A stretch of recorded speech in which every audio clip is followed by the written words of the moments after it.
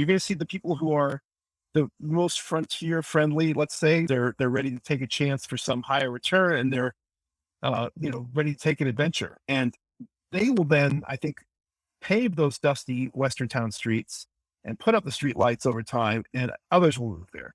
And that's how all this happens. That's how it's happening in Brave.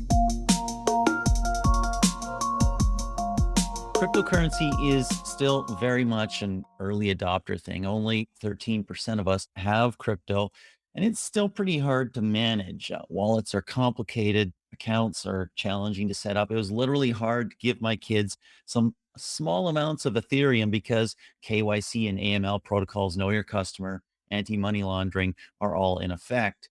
So Brave has done some super interesting things in the browser space. They've got privacy focused browsing for one thing. Also, people earn crypto, the basic attention token, when they agree to see ads. So you monetize your time instead of Google or Facebook monetizing your time.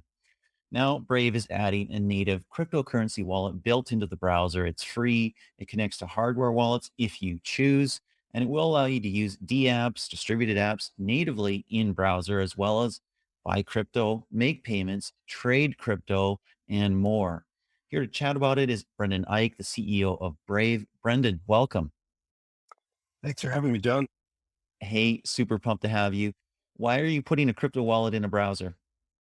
Well, we want to make it possible for your kids to receive directly, and that's called self custody. They don't need to try to sign up with Coinbase or another custodial service where they might just be too young or they might have a hard time with all that KYC, know your customer, know your client rigmarole, which is really for the purpose of anti-money laundering and sanction list enforcement and stuff like that. So it's serious stuff, but doesn't apply to your kids. And if your kids can just, get crypto from you in a browser wallet, provided they have a good way to secure the key, they could have it when they're grown up. They can have it when Mhm. it's gone up.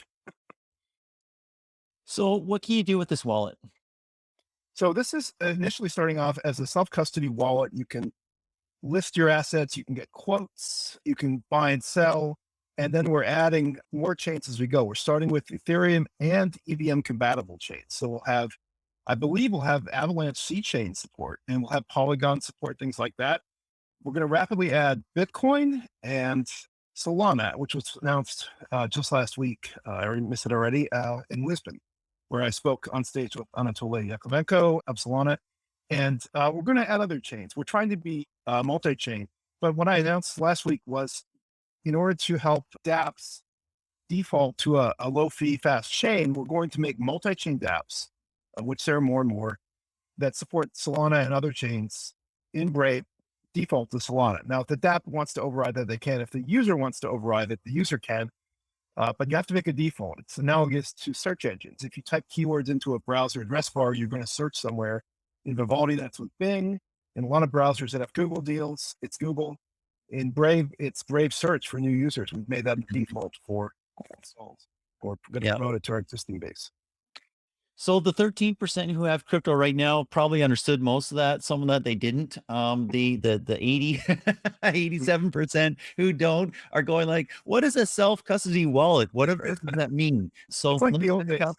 Yeah, Let's back up just a little bit there and say, okay, what is a self-custody wallet and what is that opposed to? What's the other option? right. So I guess you could think of self custody like grandpa putting money in the mattress, or people keep cash in a lockbox at home, keep valuables. Some people have gold. That's self custody. You're the custodian. You have to secure it against burglars, things like that, um, and any light fingered people in your house. But Yes. you can count on it being there if you've done a good job securing it, and it's pretty close to hand. Don't have to go ask somebody to send it for you or take it out of a safe deposit box at a bank and give it to you. That's self custody, and that applies to cryptocurrency in its original design, certainly on Bitcoin and Ethereum with owned accounts. And it's really how all these crypto systems work. Solana has nicely woven multi-sig, multiple signatures in, so you can have shared keys or multiple keys to get access, which is convenient sometimes. But generally, think of it as you have the key to the lockbox, and the lockbox is in your house. In this case, your browser. as opposed to having your money in a bank, as opposed to having somebody else control it, manage it, and everything else. So yeah, you Yes. have more control, you have more security, but you also have more responsibility. So there is some give and some take there. Now you talked about DApps. Explain what DApps are. Okay. So DApp is a somewhat awkward shorthand for decentralized app. And decentralization is itself kind of confusing because people sometimes just think it means having multiple machines providing parts of a solution for you. That would be a distributed system. That's not decentralized. Decentralization in its cryptocurrency use really means a peer-to-peer network of many, many machines that all are confirming each other's idea of the state of the world. It's called distributed ledger, or people use distributed ledger technology, DLT. It's kind of a three-letter acronym, or people just say blockchain. And maybe Mm, it's not exactly a blockchain, maybe it's a graph, or doesn't matter. It's some kind of shared database, and all these computers using cryptographic proofs and puzzle solving, these are mathematical games really, can become convinced that they have the latest and consensus version of this database. And it's important that you have some properties to the design of this network. It has to have rules for consensus that are resilient in the case of the network cutting in half accidentally. Or this is the really hard problem that was brilliantly solved in computer science over the last, what, 50 years.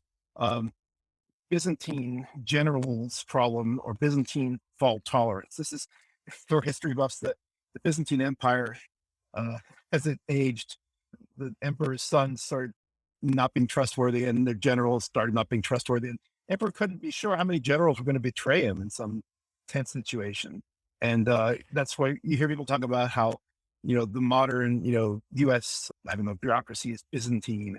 But yeah, in the case of blockchain, it means that there's an actual sort of game theory model here where you can rely on the blockchain decided consensus so long as certain fraction of the nodes are honest. And hundred that percent, that 100%. that fraction varies. People argue about what that fraction is, but the more nodes, the better. It's hard for anyone to grab, 51% or one third might be enough in some cases. But if you have a lot of them and you have consensus that looks good, you can inspect this, you can look back into the past because it's a public history. It's not just a database. People say chain, it goes back in time. So you can become convinced that there's no need for a trusted third party like a bank to tell you your money's there. Your money's there. This episode is sponsored by Dollar Smart, my creator coin. Yeah, it's crypto. No, it's not a scam. Buy some to support the show, sponsor the show, get weekly rewards as the coin grows, or just to be part of the community at rally.io/creator/SMRT. Okay, you've gone deep in the technology there and also the history. Tell somebody why they should care. What is a distributed app that, you know what, they might want to use? We're talking at Yes. 87% here. What's a app that, hey, that's kind of cool. That's a neat use case. I would actually like to use that. I'll mention the big favorite, decentralized exchanges. So we talked about banks and do you trust your bank? And after 2008, some people don't. And the banks kind of got away with bad things then. So people like the idea of self custody, whether it's, some money or gold in a lockbox, or it's crypto in their own machine's wallet, something that is keyed to them only. They have a control of the key. They have secured the way of getting that cryptocurrency, but then they want to trade it sometimes. Just Hmm. with Bitcoin, you want to hold it. And in the past, I have Bitcoiners who said, "No, no, I'll send it. I'll tip you." I'm like, "No, you won't, and you shouldn't." And this was 4 years ago, so they definitely shouldn't have. They should have audited it all. But people are sending BAT and many other kinds of tokens and coins. And when you send it, well, you can send it straight to another person whose address you have. Maybe they gave you the address through a secure messaging channel. But if you type the address wrong, or if some imposter tricked you and gave you a different address and you thought it was your friend, you're going to be sad because you're going to send that cryptocurrency or token to the wrong address and you can't get it back. One of the other Hmm. properties of blockchains is it's generally immutable and final. Once it's sent, there's no undo. Um, Yep. Banks may have some advantages here. You can dispute a credit card charge and Yes, you put a hold can. on a check. But it's a trade-off, like you said. With with blockchain and direct sending, it's you got to know what you're doing. And we can make that easier with name services and ways to confirm that it's really your friend through secure channels. And that's something that's on the agenda at Brave because we have the whole browser user interface as a canvas to paint upon. But I mentioned exchange. Suppose you don't just want to send to a friend, you want to trade your BAT for some Bitcoin. Then you either have to go to a regulated centralized exchange, which is a custodian like Coinbase that also has an order book. They have ways of letting people bid and ask for, I have free BAT and I want, Mm. a thousand of a Bitcoin. Uh, and will somebody send me that, please? And you'll haggle on the price and you'll come to an agreement. And that's all cleared by the central exchange. But thanks to DApps, to decentralization on blockchains with smart contract systems, the ability to do computation all around the world on these machines that form the network, where they all agree on the computation or on its observable inputs and outputs, that you can do a decentralized exchange. You don't need a regulated centralized exchange like Coinbase or Kraken or many others, Binance. You can just do it through a smart contract address on Mhm. Ethereum, let's Mhm. say. And again, I'm getting a little expert here because this is not as easy as it should be. But think about it as you're sending some BAT into a contract address on Ethereum, which is a special kind of address. It's not an Ethereum owned address that might be your friend or an imposter. And you're sending them kind of a message in there to tell the decentralized exchange smart contract system that you want to trade that for Bitcoin. And Mhm. Mm. through the magic of this blockchain and this smart contract system, all these computers working to agree on what to do, you can actually get Bitcoin back.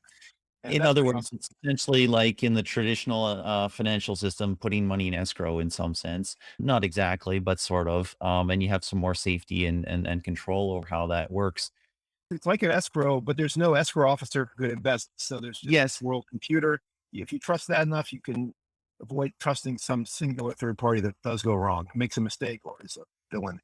And the other thing is, I mentioned getting Bitcoin back on Ethereum. That sounds crazy, but people have actually wrapped Bitcoin. My friends at BitGo did this first. Yep.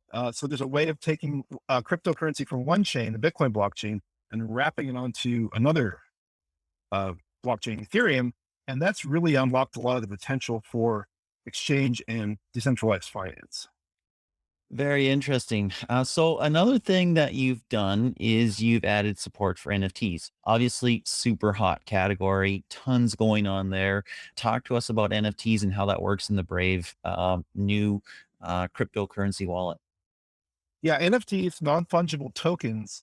I saw it just today. Somebody said they're like buying an experience, which it sounds confusing. Or people are selling like 8-bit pixel art. There's sort of a 8-bit game aesthetic going on of funny Yes. looking apes, smoking monkeys, Board apes. degenerate, Yes. bored and gambling monkeys, bored gambling Space apes. space apes. But and somebody can copy those pixels, but if you have an NFT and you do the right cryptographic signatures, you can say, hey, that's my art. I put that into this NFT and I'm going to sell it. And amazingly, you sell for some amount of money.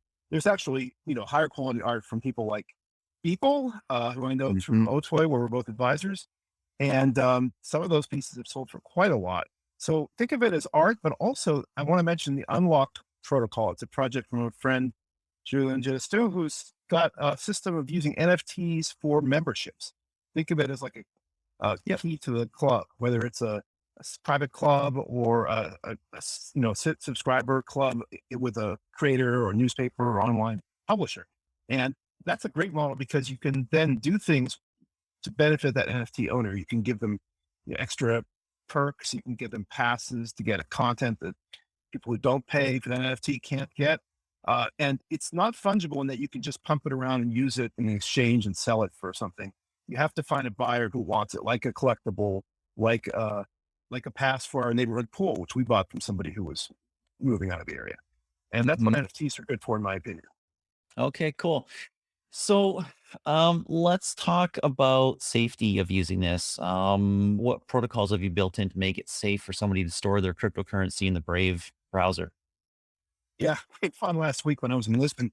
As we were tweeting about um, things at the conference, somebody came in and said, I'm using the MetaMask extension, which is a wallet extension on the desktop browsers like Chrome, Firefox. You can even use it on Brave. But we have the built-in wallet.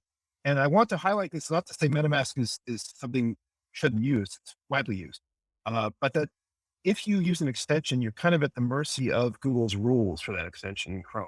And you cannot, as an extension creator like MetaMask, you cannot take over the entire canvas of the user interface. You cannot be sure that you can put trusted user interface elements that cannot be impersonated or spoofed by the page up. And so people are getting fake MetaMask extensions by mistake or by being tricked, and they're installing them, and then they're putting their precious crypto in through their key that they remembered or they have a hardware key storage system for. And then that extension could steal it. And that's really bad. So we've started fighting this. And as soon as you fight it on Twitter and mention MetaMask, you get swarmed by these. I think they're people, but in parts of the world where it's inexpensive to pay them to do this, they pretend to be helping people get their currency back, or they pretend to be Yes. MetaMask support team, and they say, "Hey, we can help you.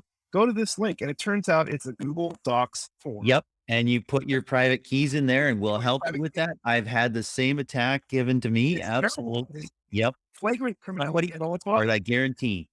They do, and the person who contacted us last week was falling for it, and we said, "Wait a minute, you don't have their own MetaMask," and that saved them.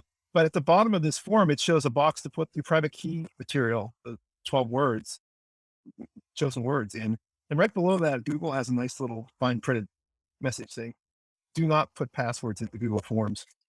But no, no one reads the fine print. So it's better to laugh than cry, but it's a serious criminality and it's a bad problem. And MetaMask, no insult to them, as an extension, cannot do everything that they would like to. We're a browser. We can give you a unique page that you've seen before that's customized to you, that is almost like an art. Maybe it's your favorite board ape that you can use to confirm that you're dealing with secure user interface. You can enter your 12 words. We can tie that into the outside of the browser, which extensions cannot modify, and Yeah. help users understand to look for that so-called browser Chrome. That's the old phrase we used at Mozilla. It became Yes. standard, it inspired the name for Google's browser. But the outside of the browser that cannot be impersonated, often called the Chrome or the user interface, we're tying into the wallet, and we're tying the wallet into it. So for those who aren't into crypto and listening to this, you're wondering what are these 12 words here? Well, when you have your money in your mattress in a custodial wallet that you have control over, then you have a secret phrase. It's like a password. It's 12 words. And with those 12 words, anybody can get access to your funds if they have them. So you want to keep them safe. And Brendan's talking about essentially, hey, because we own the browser experience here, we can ensure that it's not being impersonated. We can ensure that it's safe. So that does seem quite interesting. I have to also say that when I go to a DApp and it's like saying, hey, connect Coinbase wallet or something like that, I'm always like, I'm not sure if I really want to. You know, and No. why that seems really scary to me. So it's kind of neat to imagine maybe just using a browser. Your crypto is Mhm. natively available there. Your dApps just work there. Your NFTs just come in. That makes a ton of sense to me. I think it's a very cool thing. You're obviously on mobile. You're on desktop on the Brave browser, Brave app. What's next? So as we add these other blockchains, we want to make it easy to connect them. I mentioned wrapped Bitcoin on Ethereum. We have wrapped BAT on Solana already, thanks to a cool bridge or proxying system, let's call it, called Wormhole. And if you look at wormholecrypto.com, you can read about it. It's actually a multi-chain sort of transporter, like in Star Trek, for getting between different blockchains. And you put the BAT in on the Ethereum side into a smart contract. And one cool thing about Wormhole is it doesn't require a central trusted third party to be the custodian of that BAT when it's sent in. That's how BitGo's wrapped Bitcoin works on Ethereum. BitGo has a South Dakota trust, so they're regulated. You can trust them. If you send Bitcoin in to that trust, it can pop out as wrapped Bitcoin on Ethereum, and no one will embezzle it and leave you holding an empty bag. But because what's on Ethereum is really a bag wrapping around Bitcoin. But that is on Solana through this Wormhole bridge, and there are lots of other assets that can be proxied or bridged this way. And that gives you even more power to find the best price, find the best decentralized finance DeFi system. And Solana has a bunch of them because it's fast and cheap compared to Ethereum. So we're seeing all sorts of excitement around the combination of a self-custody wallet that's multi-chain and decentralized finance smart contract systems on multiple chains. And again, you have to be kind of expert to use them, but if you do, you can make good yield, better than a bank will pay. Banks are paying hardly anything now. Interest rates may be creeping up on the lending side, but on the savings side, they've not moved much off the zero bound that the central Mhm. banks ran up against. But if you use crypto, because of I think to be fair, the youngness of the space and the ability to find arbitrage opportunities and find, let's say, crypto whales who want to hedge, you can get a better yield on your savings, on your committed assets that are put into an account to be lent. And so it's a saving and borrowing system in general. There could be things like derivatives. FTX has a smart contract system on Solana called Serum. It's a decentralized exchange. You can do things there, all sorts of interesting pairs that act like derivatives because they give you higher leverage, like a stable coin and a very rare sort of or unusual token on a DeFi smart contract system. Those can be traded as a pair. Um, but what we're looking forward to doing Brave is make this all usable by non-finance quant maniacs. And that means So just let me earn some return. I've got some assets sitting, I've got some bats sitting there. I opt into auto yielding and you can give me 3.5%, 5%, maybe 8%. And if I don't like it, I'll turn it off. If the rates go down, you'll alert me. I can decide what to do. We're going to automate this as much as possible to make auto yielding or auto earning an option. So Brendan, talk a little bit more about that because I'm going to be honest with you.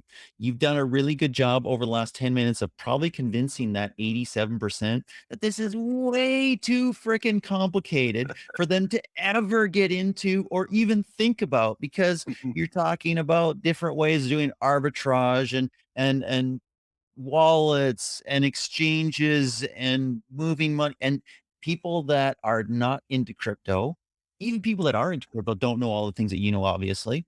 But people who are not into crypto are just going like, holy freaking mother, this is a whole different world. Got a whole new terminology. And I don't understand any of it. It all seems kind of synthetic and weird. It seems pretty dangerous. People are always grabbing crypto and everything like that. So really briefly, how are you changing that? How are you going to make that simple for the beginning user who wants to get into some crypto? Maybe they're going to download Brave and maybe buy a little bit, maybe get a little bit of BAT by watching a few ads here or Right. there. How are you going to make this world accessible for them? So by the way, I know people who started out like you described. They had no clue and they were scared, but some of them were adventury. This is how the frontiers were formed in history. And they took a chance and they learned by doing. And if they lost a little bit, they didn't gamble too unwisely and they ended up liking it and learning. Now it's still too complicated, but what I'm describing with automation should make it much easier. So when you go to a bank, you can see a posted annual percentage rate yield on the savings. Again, it's pretty low. I did sweeten the future pot here by saying, in spite of all this complexity, if we automate it, you can make, I said 8%. I'm seeing that still on some DeFi systems. That should cause some of your listeners to think twice about not being scared because that's a lot better than 0 or 0.1. And so you're Yes, going it to is. see people migrate to this, and you're going to see the people who are the most frontier friendly, let's say. There's no, particular aspect to them I can generalize about, except they're ready to take a chance for some higher return and they're ready to take an adventure. And they will then, I think, pave those dusty Western town streets and put up the street lights over time, and others will move there. And that's how all this happens. That's how it's happening in Brave. Yeah.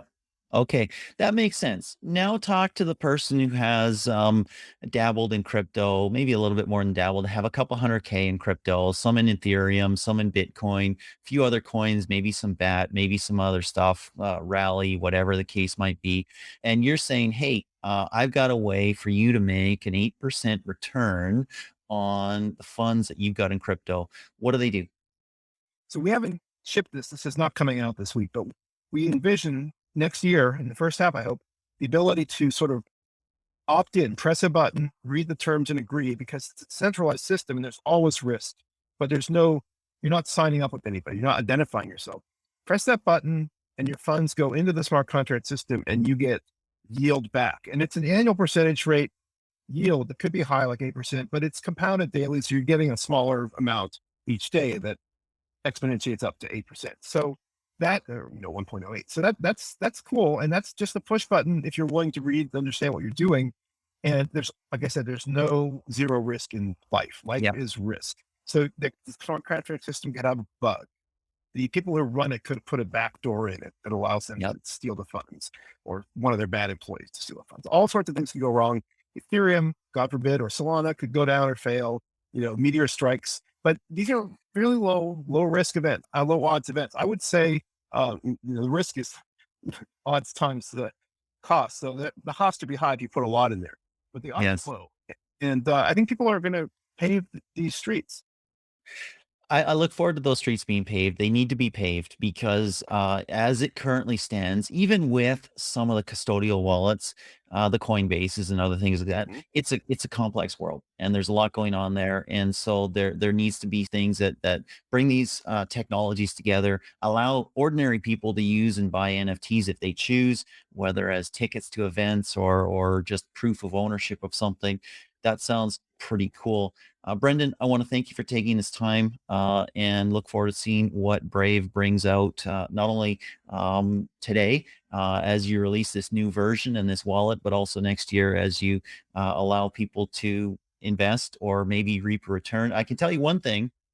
I know a known risk with the inflation we have right now, the money that's sitting in my bank in just I know. cash is losing maybe a percent a month. That's probably a high rate over the past That's month, but painful. Yeah. yes, it's not doing well. Just inflation is eating away that value. So, thank you so much, Brendan, for your time. Thanks for having me on. It's my pleasure.